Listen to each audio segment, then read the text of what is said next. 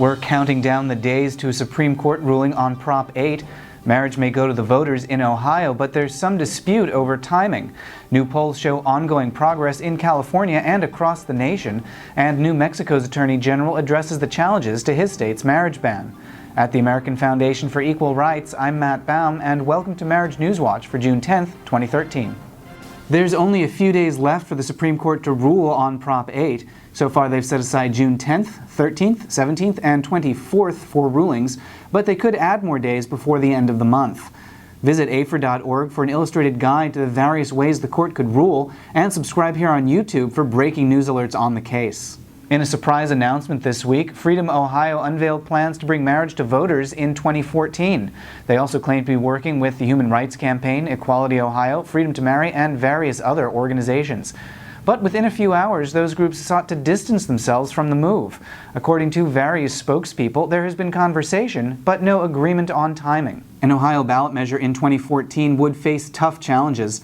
Although polls show support growing and opposition falling, public support is still very close.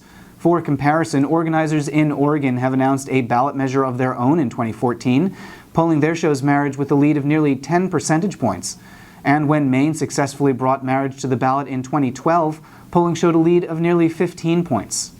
And new polling in California shows support is stronger than ever, with 55% in favor to 37% opposed. National attitudes continue to trend in our favor, according to multiple new polls released last week.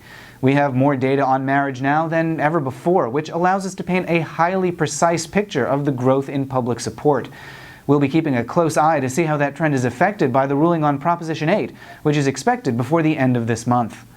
Meanwhile, in New Mexico this week, Attorney General Gary King called the state's marriage laws vulnerable to challenge.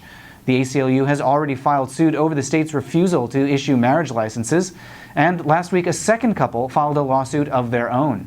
Minnesota has begun issuing marriage licenses. The first documents were issued last week, and they take effect on August 1st. Subscribe here on YouTube and at AFER.org for breaking news alerts on the Prop 8 case. And remember to like this video and share it with your friends. At the American Foundation for Equal Rights, I'm Matt Baum. Thanks for watching, and we'll see you next week.